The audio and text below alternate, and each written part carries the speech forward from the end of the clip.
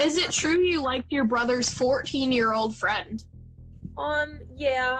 Well, he's 16 now. I was the Chris Chan of cosplay for years, which I'm actually very embarrassed about. I have sexual love for my dad. Have you ever heard of the girl who assaults kids online and publicly canoodles with her father while cosplaying? If not, here's everything about AuressCosplay, aka Kelly Cunningham, a girl who will do almost anything for attention. From breastfeeding the dolls she collects to spreading extremely racist comments online just because she liked the attention she was getting from people. If that strikes a nerve and you can't stop yourself from wanting to know more, here's everything about AuressCosplay. From how she started as a cosplayer to her playing the victim while constantly ruining the lives of others, especially children. AuressCosplay, or her current TikTok username being Reborn Cosplay Mom of Many, has about 30,000 followers as of now. Chances are you've heard of her lore at least the slightest bit. However, if you're new here, it's alright. We'll put you on it, and I'm telling you that there's no easing into her lore.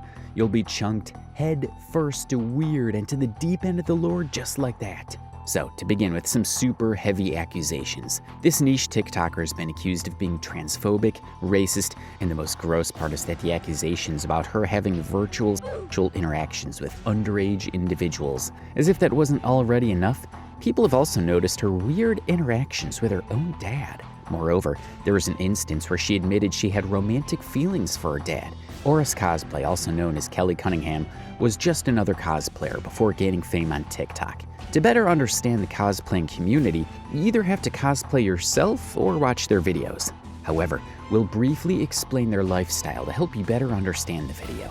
Costume playing, aka cosplaying, is a hobby and a performance where one dresses up as characters from movies, manga, comics, video games, or even historical and original characters. Well, it's not just putting on a costume, it also includes the ability to live as the character, imitating the way the character talks, walks, laughs, their body language in total, which makes cosplaying one of the most interesting and difficult hobbies or an art. Technically, if you have the money, you could put on the costume you like, but this isn't your ordinary wearing a Halloween costume type of activity. This requires dedication and hours of patience to perfect the art of adapting to the kind of character you play. Most importantly, this can be an expensive hobby. Professional level outfits can cost thousands of dollars.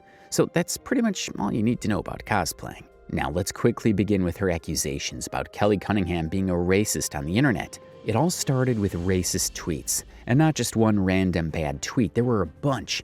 Some were straight up racist, others were just awfully disrespectful. They were all posted around the same time, and she basically got called out for all of them at once. And I liked it better when people hated me for insulting Coco, and it was laughable. They were all filthy Latinos bitching at me. This was basically one of the tweets, if not one of her very first tweets that brought her public attention. She definitely had no intention of hiding that side of her personality. It's out in the public, like up for grabs, and almost anyone reading her comments would know the kind of person she was. Acting entitled was one of her aspects too. When people pointed out her behavior online, she didn't apologize like any other creators online, but went double whammy on all of them who asked about it. From what she commented on Twitter in 2017, it's evident that she doesn't seem to like Latinos and has been publishing racist tweets against them. This is more for being straight up racist on Twitter, and this was during the phase when she wasn't as popular as a cosplayer on social media. When people began to call her out on her racist BS, she flipped it all at once, saying,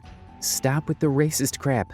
I'm sorry, and I wasn't trying to be racist." Like that's supposed to fix what she said earlier when she flat out called people filthy Latinos. When someone commented, she replied to them with, "Not you too.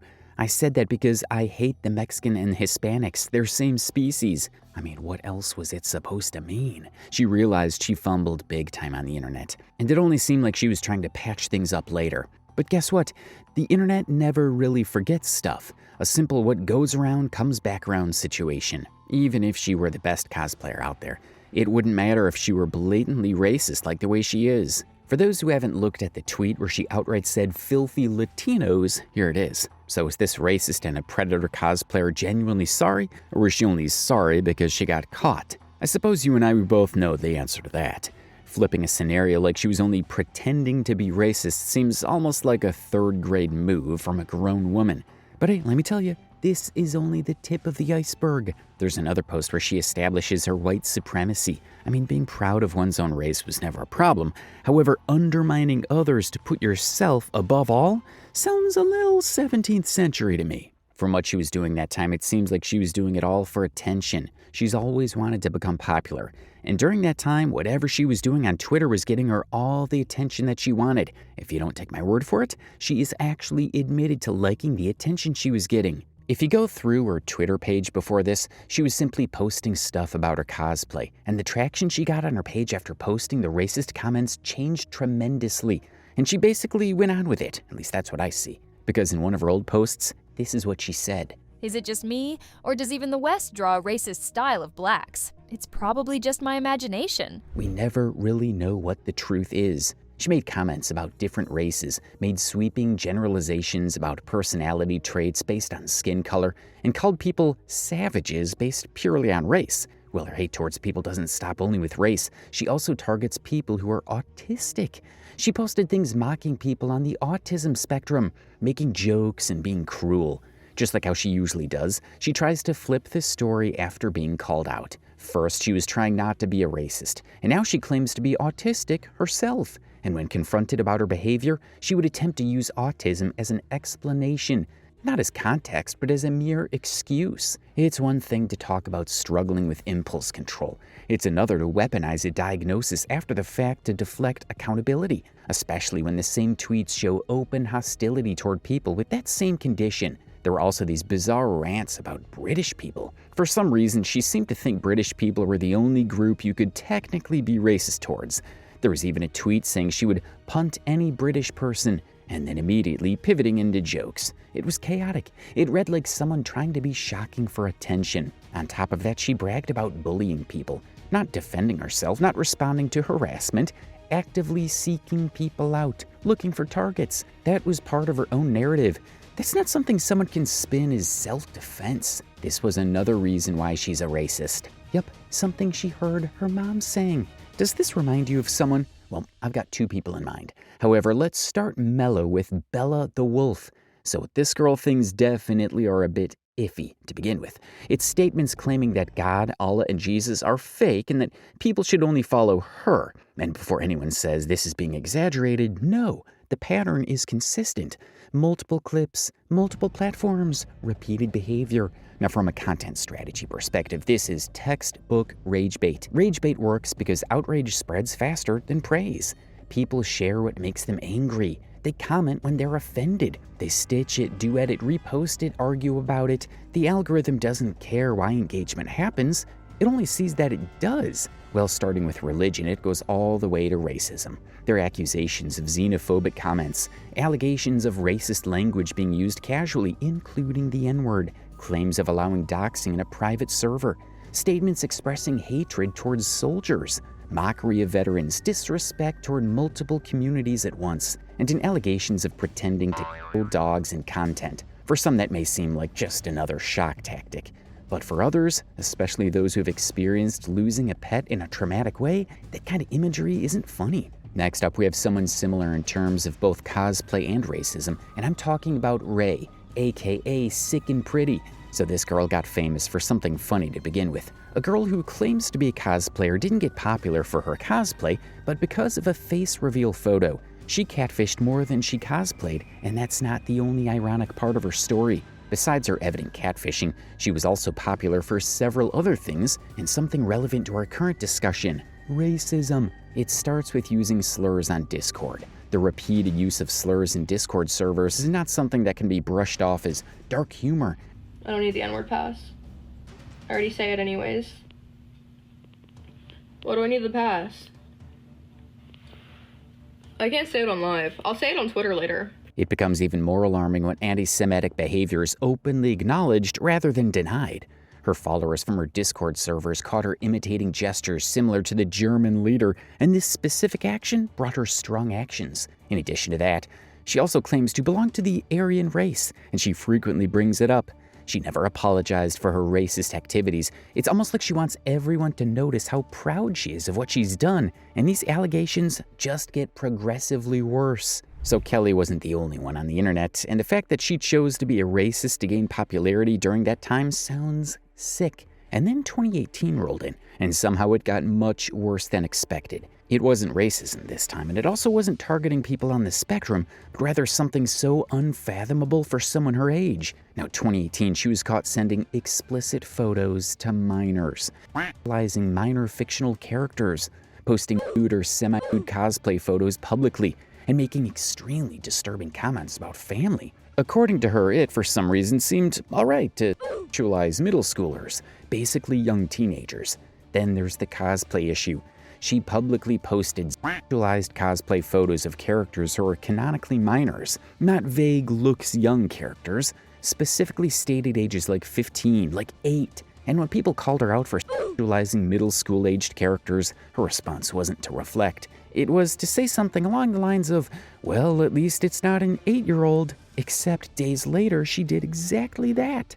She posted about lewding characters who are canonically 8 years old. From series like Miss Kaibashi's Dragon Maid and Full Metal Alchemist, characters explicitly written as children. The fact that this was treated casually, like it was some fandom joke, is deeply unsettling. Multiple people came forward claiming that they were minors at the time and received explicit images from her through direct messages. Yeah, she's a predator. If that wasn't enough, we didn't actually notice, but she did leave some hints back in 2017 about wanting to anime characters when she was watching Demon Slayer. For reference, the character should be a teenager according to the anime. Here's yet another allegation against this girl, that she approached a minor who is 15 being extremely creepy to them, calling them dollface or sweetheart, other pet names, and being touchy and clingy with them. She didn't bother to ask for their age or anything, just did what she does.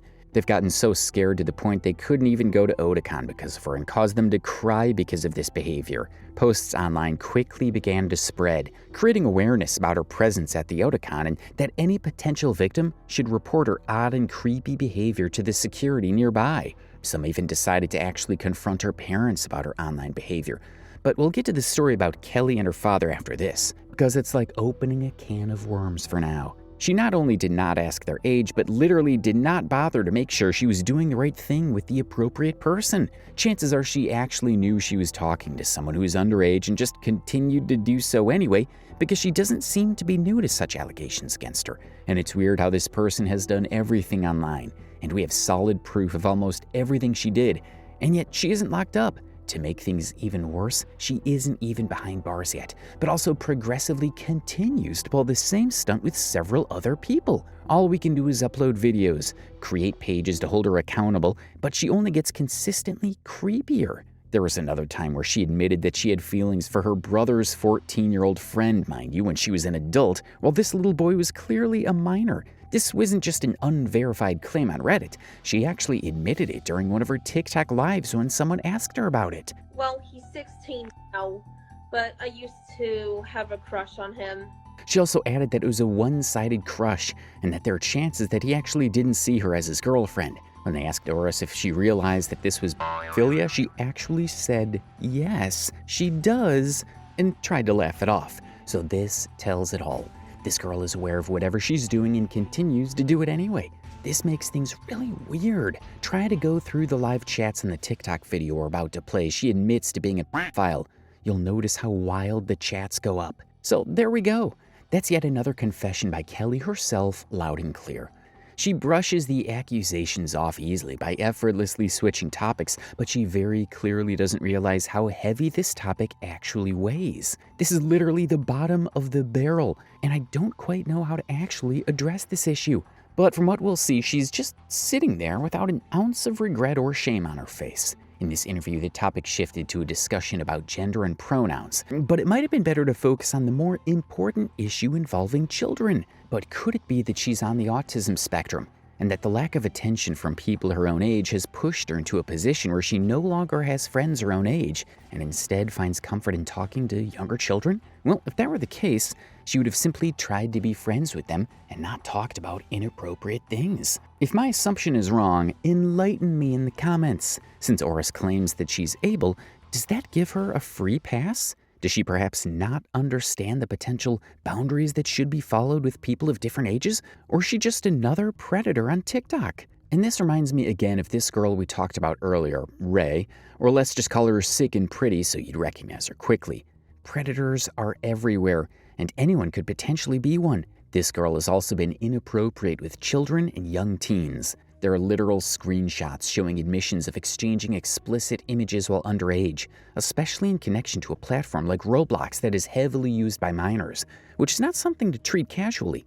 The creation, distribution, or solicitation of explicit material involving a minor, even if the minor is the one producing it, is illegal in many jurisdictions. That includes cases where a 17-year-old shares images of themselves. The law does not simply treat that as teen drama. It can fall under child exploitation statutes. If Ray was 17 at the time, she was legally a minor in many regions. That creates a complex and troubling dynamic.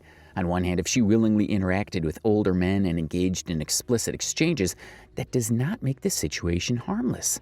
On the other hand, minors who engage in risky or exploitative online behavior are often themselves vulnerable and at risk of being exploited by adults. Even if she appeared willing, adults interacting with minors in that context carry significant legal and moral responsibility. The additional allegation that she admitted to enjoying or assaulting children her own age is extremely serious. Social media captions often use exaggerated or provocative wording for attention. It may be distasteful or intentionally edgy, but it's not evidence of a crime by itself. Well, that was what Kelly was doing to kids and teenagers. But let's quickly get to her relationship with her dad. Yep, as we said earlier, she did have certain abnormal feelings for her dad. I suppose from the pictures you're about to witness, it seems almost like it was a real relationship. So if you're wondering what this picture is about, the character she cosplays in this picture is supposed to be a minor, and most importantly, her own dad took this picture in what seems to be an isolated woods of some sort, which clearly doesn't seem like a parent-child relationship.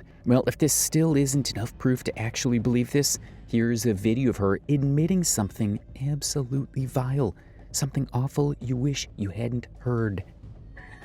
I'm gonna hyperventilate right now.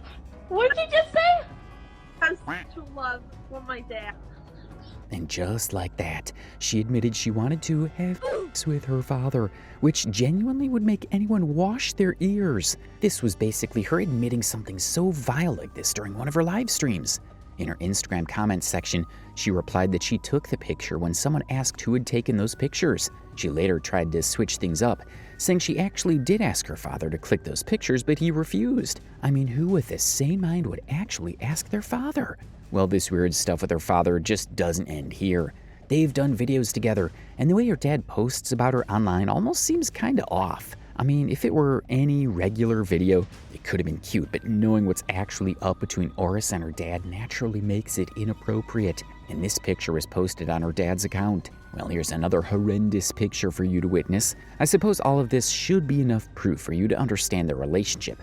However, I'm leaping a stride forward to put you in the misery I witnessed. So here's a picture of Auris giving her puppies to her father to allegedly sniff them, and to most of us this would potentially seem weird. This basically tells us this relationship between the two of them is in no way normal. What you're seeing now is an old comment Auris left on one of her social media platforms. From what we read, it proves that Auris definitely was a sexually abused victim, and it was probably weird for her to process as a child.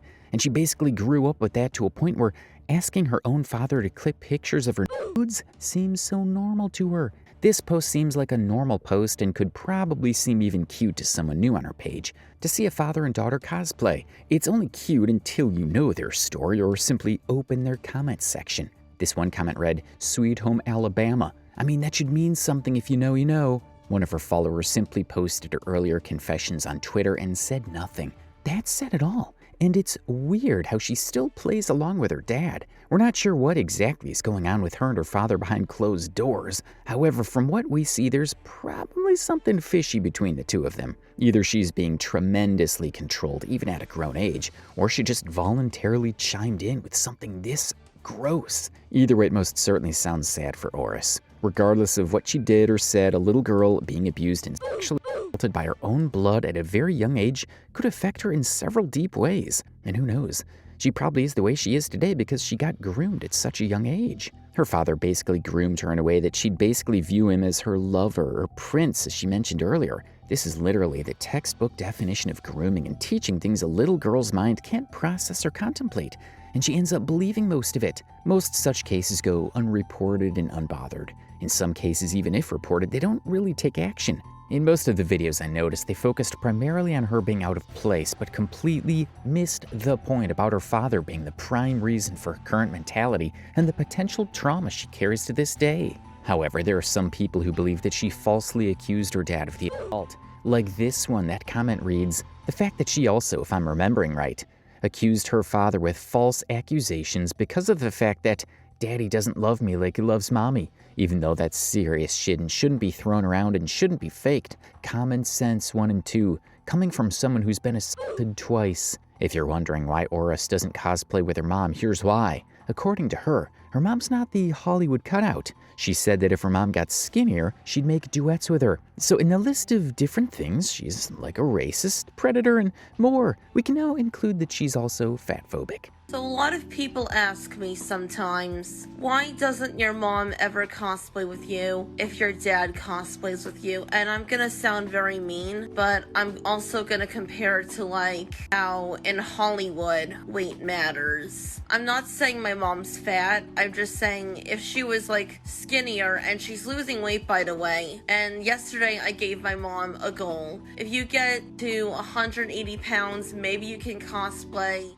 Queen Eleanor with me as Merida, and you'll look more healthy. No offense, but this was her in one of her TikToks, the girl who was talking about her mom being fat. Let's compare Auris and her father's relationship with the dad and daughter dream team. First things first, for anyone who doesn't know who the dad and daughter dream team are, here's the context. They're a father-daughter duo who went mega viral on TikTok over the last year. At first glance, their content seemed harmless. Trendy transitions, emotional music, coordinated outfits, slow-motion clips, standard TikTok formula. But it didn't take people too long to figure out that their relationship was just more than a mere father-daughter relationship.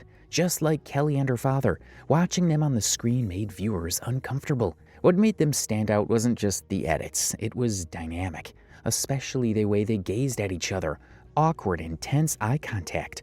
The dramatic, almost romantic style transitions, captions, and music choices added fuel to the fire. To many viewers, it didn't feel like typical father-daughter content. It came across more like a couples page, almost as if they were portraying themselves as being in a relationship. And that's what really got people talking. Comment sections quickly filled with confusion and concern. Viewers questioned whether the closeness being displayed crossed a line. Some described the vibe as cringy. Others said it made them genuinely uncomfortable. The chemistry didn't feel familial to a lot of people. It felt staged in a way that mimicked romantic couples on the platform, something TikTok audiences are very familiar with. But whenever concerns were raised, the response was simple. It's just a close father-daughter bond. People are reading too much into it. We're just having fun. Oh, come on. I suppose we're aware of how a parental relationship works, and whatever this is not how it works. Even now in the recent updates, the same line keeps getting repeated.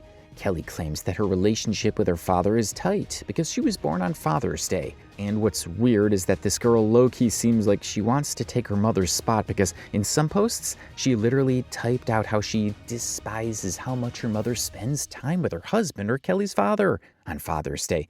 Kelly posted yet another statement on her profile talking about her being selfish. She explicitly called her mom a selfish bitch for taking up time with her father while she only got to spend 1 hour with him. She followed her statement up with another post with a picture of her and her father with a caption that reads, "I love you more than my mom." Let's see now what she did on Mother's Day. We're not exactly sure as to why she seems to hate her mother so much. However, one of the reasons could be her feelings for her dad and how she could potentially see her mom as an obstacle. Yeah, that was wild. However, after all of what she did and claimed to be, during one of the interviews, she broke it all by saying she did it all for attention. According to her, when she first said that she had feelings for her father to someone online, the reaction was allegedly wild, and she loved what she got. So she decided to play along. She began to work more on her incestuous relationship on the internet for attention. Watch this video to see what she says. One of the claims that's been made against you has to do with incestuous tendencies. Oh, yes, I know what you're talking about. I said that I had sexual feelings for my dad. At first, I was kind of joking when I believe it was I want some more, who was interviewing me in the Instagram live stream. And then I got all giddy because I saw her reaction. And then I repeated it and I said, I have sexual love for my dad, with a big smile on my face. And well, I didn't actually mean it, and I know I'm keeping it vague when I say that, and I know you don't want me to be vague, but I was just saying that to get a reaction out of, I want some more, whatever her name actually is. So after all this, Kelly owning up to everyone about having sexual feelings for her father, the explicit pictures and more were allegedly just for shits and giggles. If that sounds even remotely believable to you, you might have to reconsider your opinion on it. Given everything we've discussed about Kelly being harassed by her own father at a very young age, and the way her father used to get upset over Kelly for such reasons, doesn't sound like he did them for clout. I mean, it evidently screams that whatever was between them was more than just an act for the internet. This was something her mom said later on the internet. This is the only time I will comment about this. I am not racist, quite the opposite. My daughter was never molested, and nor is anything inappropriate happening with anyone in the family. My husband did not take pics. There is a lot of misinformation and conjecture here that is not true. There are issues none of you know or have the right to know or intrude upon our lives. Next up, Auris allegedly knew that this person, who would like to remain anonymous, was disabled. She knew they struggled to find work and didn't make much money. This wasn't some random anonymous follower whose life circumstances she couldn't possibly be aware of. This was someone she knew was financially vulnerable. Instead of being mindful of that, she just casually slid into their DMs and pressured them into buying a $50 cosplay item off her wish list. Well, if someone straight up forced someone to just buy them something they wanted, it's probably easier to just ignore them. However, she promised it was purely transactional. It was presented as an exchange. You buy this for me and I'll do something for you. I'll return the favor. And as you probably guessed it, there were no texts from her end. Sent no gifts or a follow-up message. So that's one of the things she did online. Well, $50 might not sound like a big deal, but it could probably be a meal for them or groceries for a week. And it wasn't about how much it was to give you another reason to evaluate Auris's innate behavior in general. Followers have pointed out that she regularly promotes her wish list, asks people to buy her items, and frames it in ways that feel less like optional support and more like an obligation. This allegedly wasn't a one-time thing.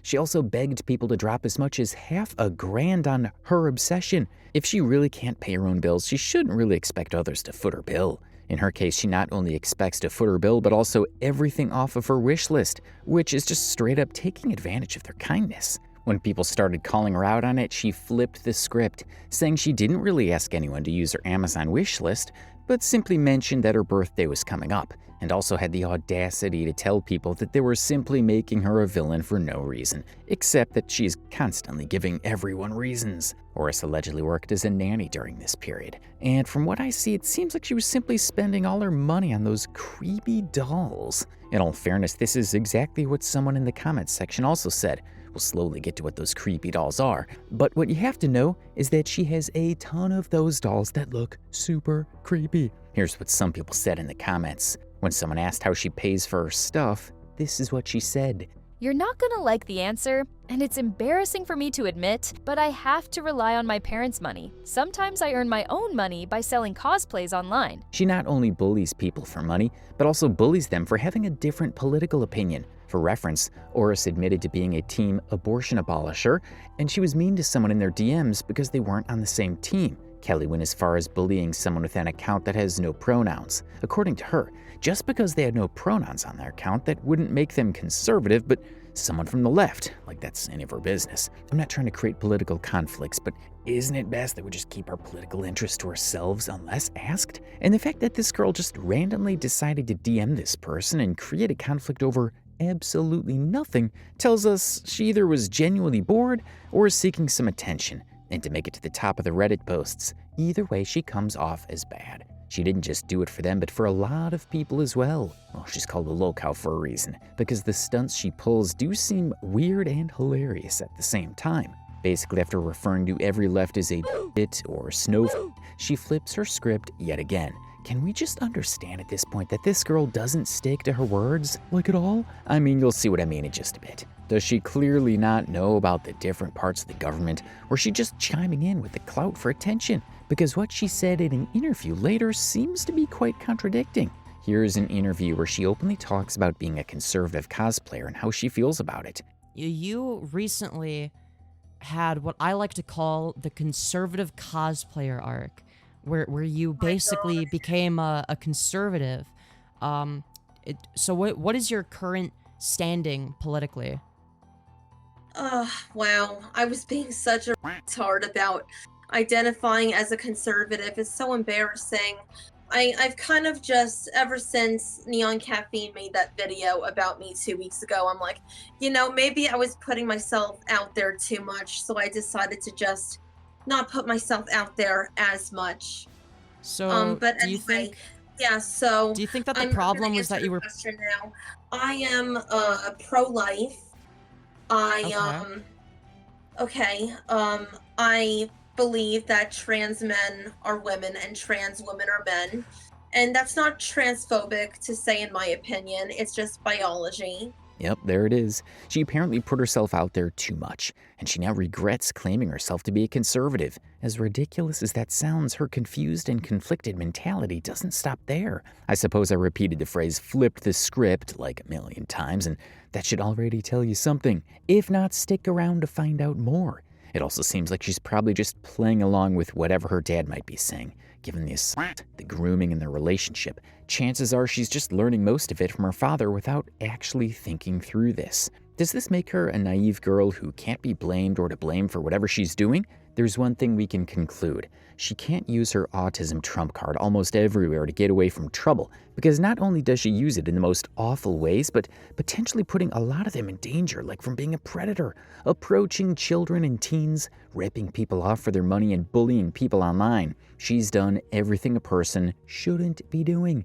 It almost seems like she's just using her autism as an excuse at the end of the day. Let's briefly talk about her obsession with the dolls now.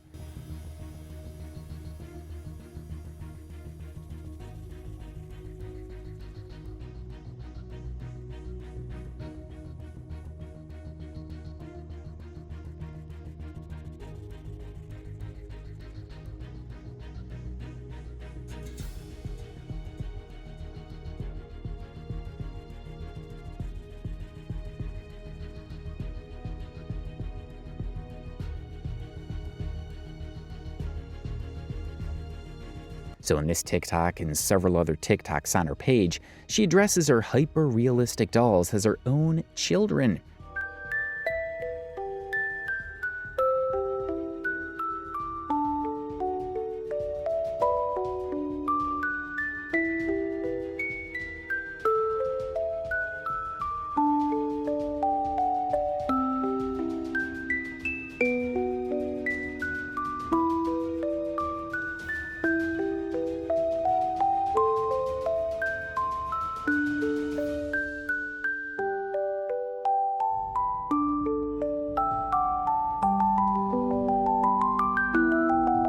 Just like in this one, where she shows her morning routine with her newborn. Firstly, that's not a newborn, probably a newly purchased doll, and secondly, her obsession with dolls out of the blue seems like her next scheme to milk views. From being a cosplayer, a racist for attention, a transphobic for attention, to being a mother to several dolls, she's got it all planned, it seems. According to her doll lore, Henry is new to the family, and Adam's a toddler who's almost 16 months old now. Here are the videos for you to watch and remember who Henry and Adam are.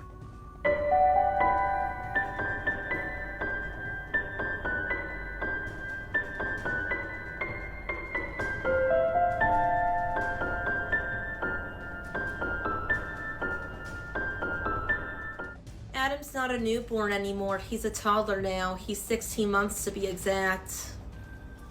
I'm just looking at Henry's clothes. Some of them used to belong to Adam when he was that age, when he was literally just born. And by literally, I mean started out as a newborn.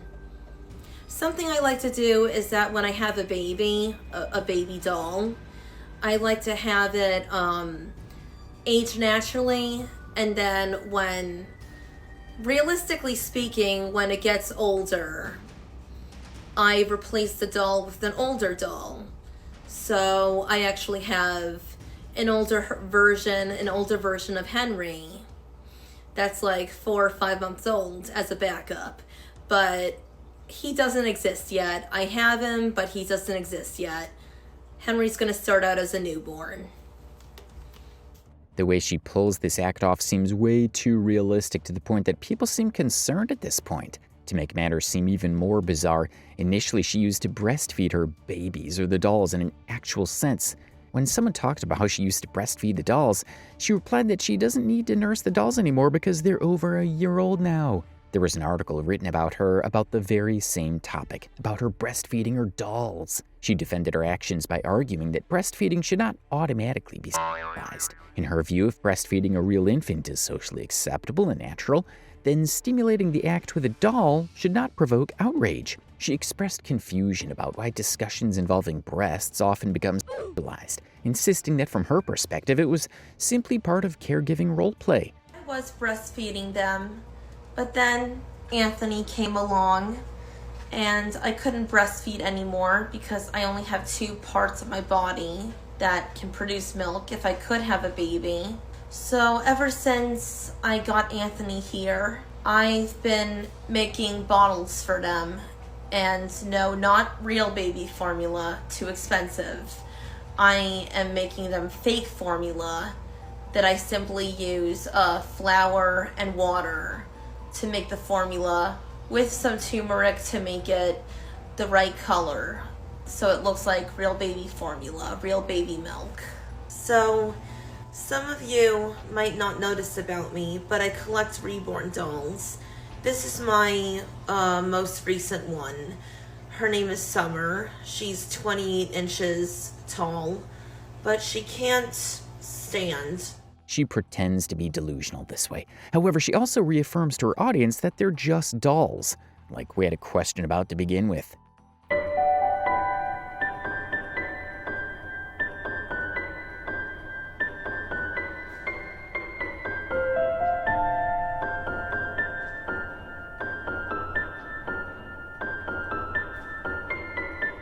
Her videos with her dolls with the creepy background score make not only you, but everyone watching the video uncomfortable. As a matter of fact, I'm watching these videos at 3 in the morning, and you have to know how creepy it feels to watch these in a dark room. Maybe that was her goal, to make viewers feel spooked and uncomfortable for more engagement in comments, asking about her dolls. Whatever she does seems to be smart from what I see, because she has her audience on the edge of their seats almost every time. From blowing the internet up with racist comments for attention to grooming her dolls, she's come a long way, just not in a good way though. But from what I read, this apparently is a hobby where one collects hyper-realistic toys, pretends to have a routine as a mother, tending to them, cleaning them, and so on. For some of us, it's a pain to actually do any of this, while some create a fake routine to keep themselves entertained and occupied. I genuinely don't want to sound primitive, but this sounds a tad bizarre to me. This is not only a hobby, but some others use these toys to cope with depression as they struggle with the loss of a pregnancy.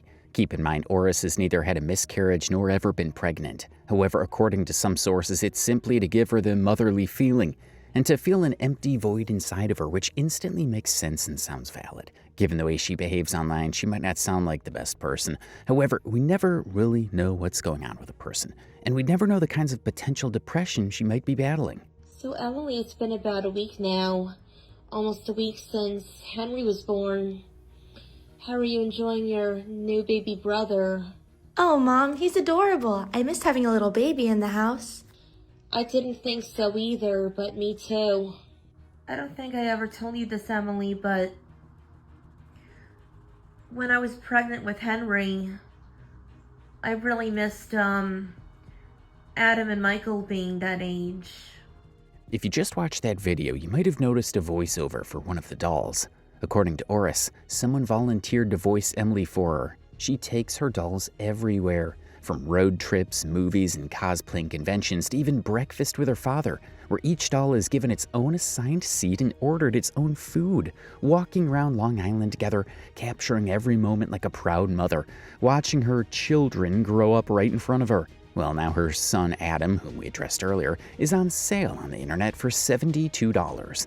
Because she's now interested in adding more new dolls to her family. She's allegedly seeking more dolls to call her daughters. She says that once her family unit is finished, she'd get more dolls, but for cosplaying purposes only.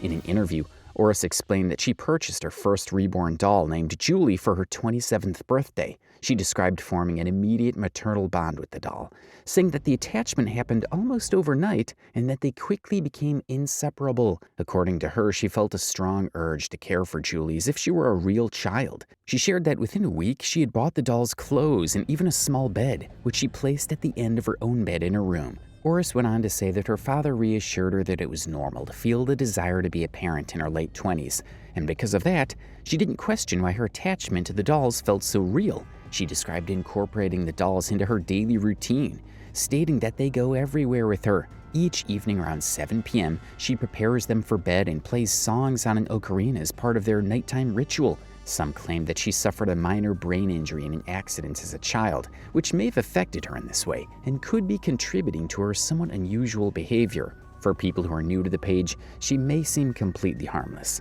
They may think she's simply experiencing delayed development, given that she's now 28 years old and has peculiar interests that could make one question her well-being. Little do they know that this girl comes with a whole lot of lore to unpack on the internet.